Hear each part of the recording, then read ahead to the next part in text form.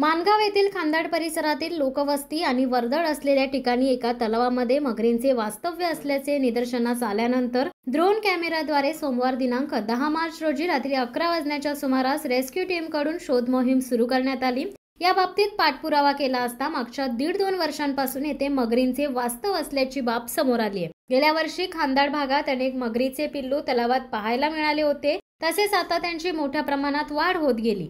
तलावाच्या काठावर त्यांचा सुळसुळाट अधूनमधून दिसत होता। तर काही महिन्यांपूर्वी वस्तीतील एका तरुण युवकाला एका निवासस्थानी मगर दिसली असता त्या तरुणाने मगरीला जवळच असलेल्या काळ नदीमध्ये सोडले होते। ही बाब ताजी असतानाच उन्हामुळे तलावाचे पाणी आटत असल्याने तलावात असलेल्या मगरी या तलावाच्या काठावर येऊ लागल्यामुळे स्थानिकांमध्ये भीतीचे वातावरण निर्माण झाले आहे। मगरींच्या सुळसुळाटाची बातमी मीडियामध्ये प्रसिद्ध होताच वन खात्याने बातमीची दखल घेऊन तलावाचा सर्वे केला होता।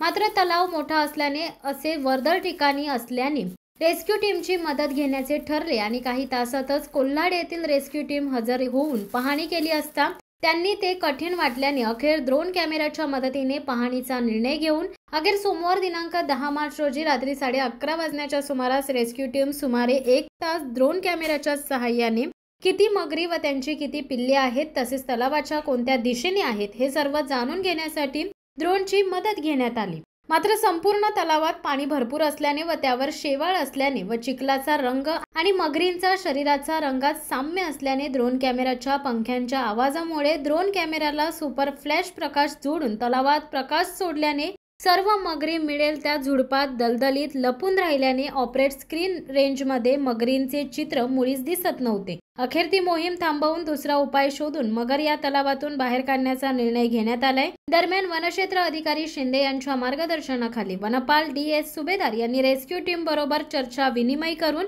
लवकरात लवकर हे तलाव मगरमुक्त करून मगरींना नदीत न सोडता समुद्रात सोडण्याचा निर्णय घेण्यात आलाय।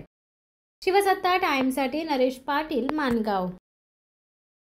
धडक बेधडक वृत्त देणाऱ्या आपल्या शिवसत्ता टाइम्स न्यूज चॅनलला लाल बटन दाबून सबस्क्राईब करा आणि बेल आयकॉनला क्लिक करायला विसरू नका।